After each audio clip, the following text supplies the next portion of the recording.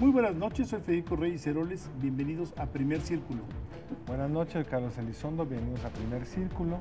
Y hoy vamos a platicar, Federico y yo, sobre esta gran muestra de poder del presidente sobre su partido, que fue la asamblea que discutimos el lunes pasado en preparación con el expresidente del PRI, César Camacho, que se mostró que sí, el presidente tiene el control de su partido. ¿En qué sentido? Quería cambiar las reglas de quién podía ser candidato. Algunos dicen porque está pensando en mí y lo está cuasi destapando. Otros dicen no, nada más para tener la baraja completa y poder jugar con todas las cartas posibles, y yo creo que esa es la interpretación correcta. Dos, no hubo una sola rebelión importante en toda la asamblea. Está el tema muy interesante, los llamados chapulines, un candado que les pusieron a los que siempre van por representación proporcional, ya sea de diputados o senadores. Como ustedes saben, hay dos tipos de legisladores, unos electos por el distrito, 300 en el caso de los diputados, y otros electos por una circunscripción, 200 en el caso de los diputados, que son por lista. Si el PRI saca tantos votos, pues se lleva el primer lugar en automático eso, no estás votando por esa persona en concreto. Les pusieron un límite, hay que ser lo más relevante de los cambios que surgieron de las bases, pero el remate fue la entrada al más puro estilo en una asamblea de porristas que fue la que vimos el sábado. Entonces el presidente llega claramente con el mensaje que él va a controlar el proceso de sucesión. Yo creo que ese es el mensaje del sábado, Federico, pero no sé cómo lo ves tú. Bueno, mira, yo entiendo todas las críticas que se levantan en contra de esa cultura priista, si lo quieres poner así. Una cultura priista en la cual yo no sé si hubo debate previo en las mesas, pero no apareció. Y cuando llegaron a la plenaria tampoco apareció y se tocaron temas muy importantes. Los chapulines de los cuales tú estás hablando, la posibilidad de que entrara un candidato externo, como lo hablamos la semana pasada aquí. Pero hay otros temas, por ejemplo, cuotas para jóvenes. Algo que no es menor. Una mesa dedicada a hablar de corrupción y rendición de cuentas. Un nuevo código de ética. Eso es mentar la soga en casa del ahorcado, man. Cuando traes todos los casos de los gobernadores atrás. Entonces, hay algo positivo y algo negativo. Por ejemplo, la palabra disciplina siempre genera en muchos una reacción de no queremos disciplina. Los partidos deben de ser libres, pero cuando ve uno las casas de enfrente, se da uno cuenta de que, por ejemplo, hay varios expresidentes del PRD que están apoyando a Morena. O en el caso del PAN, este pleito entre su presidente y una persona, Margarita Zavala, que quiere llegar con reglas parejas a la sucesión. Empieza uno a cuestionar si no también la historia del PRI tiene que ver con esa disciplina que al fin y al cabo supone una autocontención de los participantes, ¿no? Sí, yo creo que la pregunta, y qué bueno que lo sacas, es ¿a cambio de qué es la disciplina? La disciplina tiene una virtud, que es que no te tienes que pelear enfrente de todo el mundo y puedes resolver tus conflictos con un mínimo de disidencia y un mínimo de costo frente al exterior.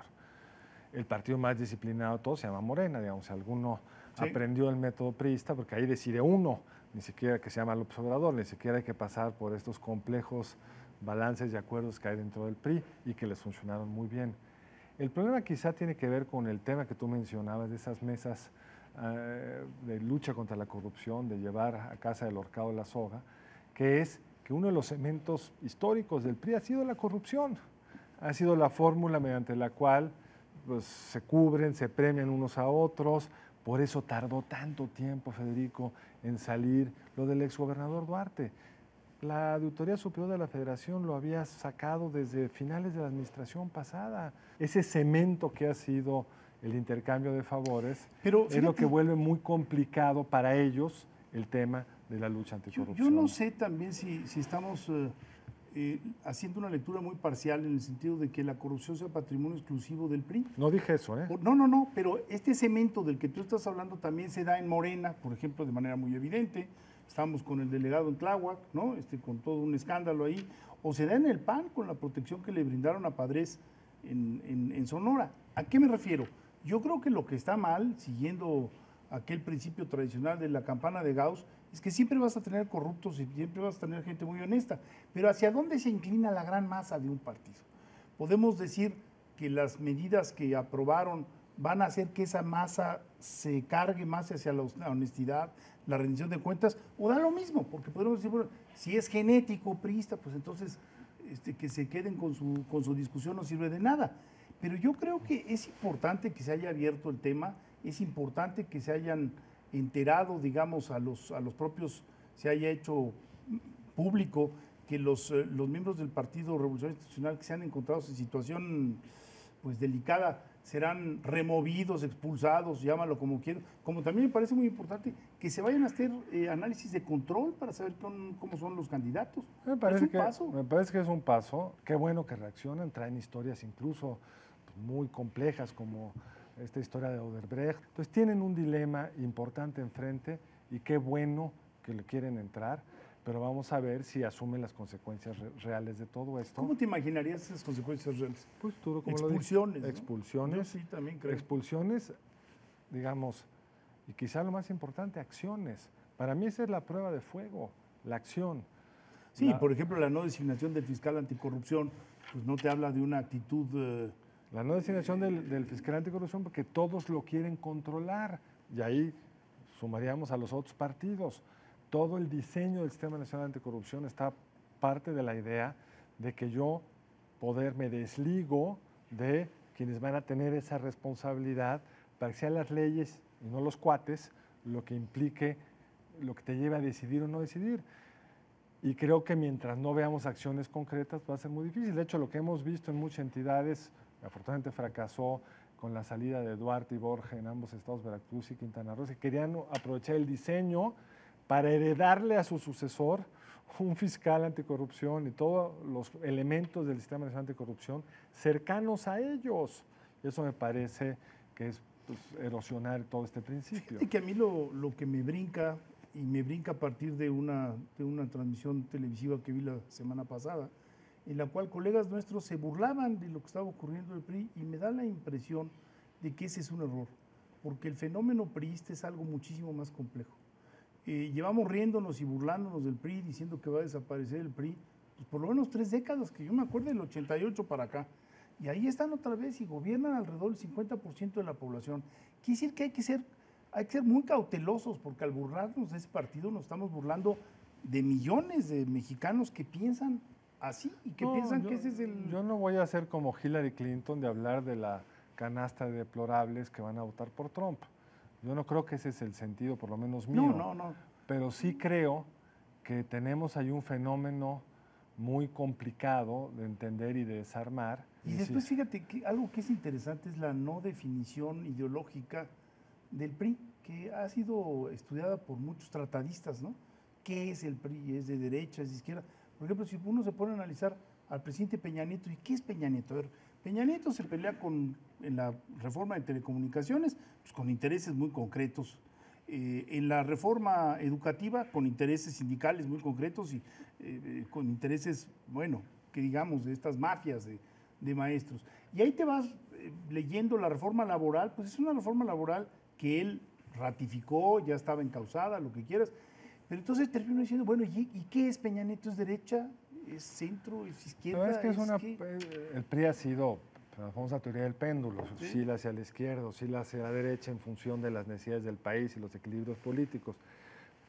Yo creo que en el caso de Peña Nieto fue claramente un presidente reformista en el sentido de luchar contra una serie de privilegios que había en el sector energético, educativo, telecomunicaciones, etcétera.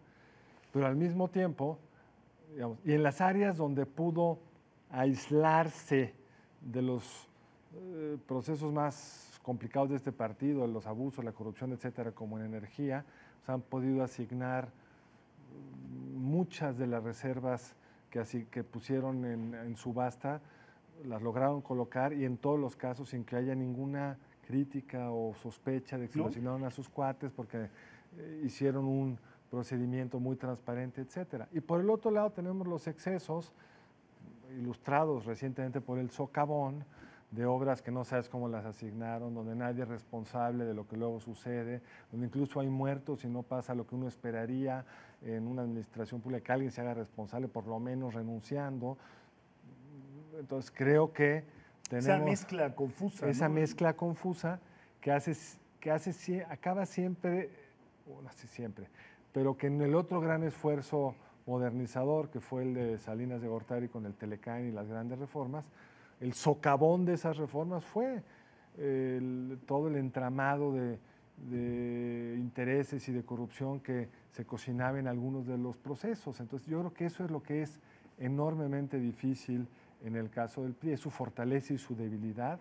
Pero también es cierto que hay que reconocerle cómo hizo posible Peña no solo el voto del PRI, sino de otros dos partidos en reformas que, si ves los textos constitucionales, pues en sus grandes objetivos, ya podemos discutir cosas más técnicas, están muy bien planteadas. Sí. Son las que se necesitaban hacer y que ya tuvieron un cierto impacto, como ha bajado el precio de las telecomunicaciones. Ya se nos olvidó, pero por el celular que yo traigo yo pagaba 1,500 pesos, ahora pago 300 pesos. Y eso es dinero que antes iba a la empresa de telecomunicaciones y ahora se queda en mi bolsita. Y en fin, podríamos Y dar... como esas las tasas de interés en muchos de los productos las bancarios. tasas de interés, la reforma educativa. Entonces, yo lo que creo es que, digamos, los partidos políticos en el mundo están en crisis, en general en el mundo. Pero dentro de las crisis que estamos viendo en Polonia, que estamos viendo en España, sin ir más lejos, sí creo que debemos de valorar la disciplina y la unidad como un valor. Porque, Siempre. por ejemplo, es muy triste ver la historia del PRD, que en 25 años pasó de un ascenso a una caída. Por supuesto, ahora, siempre y cuando esa disciplina no sea a cambio del protegernos los unos a los otros. Porque los escándalos del Partido Popular en materia de corrupción en España son, cuando ves las cifras, pues casi te da risa, porque es unos volúmenes de dinero pequeñitos frente a los que yo más bien enfrentan. pensaba en todo este matrimonio malavenido entre el PP, digamos, y Ciudadanos, que parecía que era una fórmula y que a la hora de la hora pues, ha resultado muy malo, ¿no? Porque o Podemos, que tampoco ha logrado conformar una estructura partidaria. Los partidos son estructuras también, y respeto estatutario. Pero son partidos que, a diferencia de los españoles, nos cuestan una fortuna.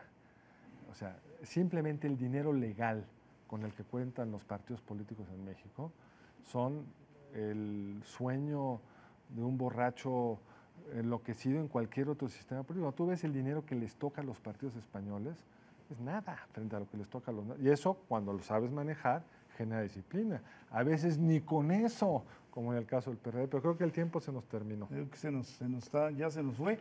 Así es que yo nada más quiero recordarles que este sábado a las 4 de la tarde se inicia esta trilogía sobre el 88.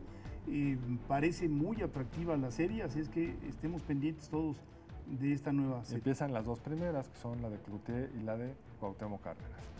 Pues muchas gracias por acompañarnos y nos vemos el lunes entrante aquí en Primer Círculo. Muy buenas noches, nos vemos la próxima aquí en Primer Círculo.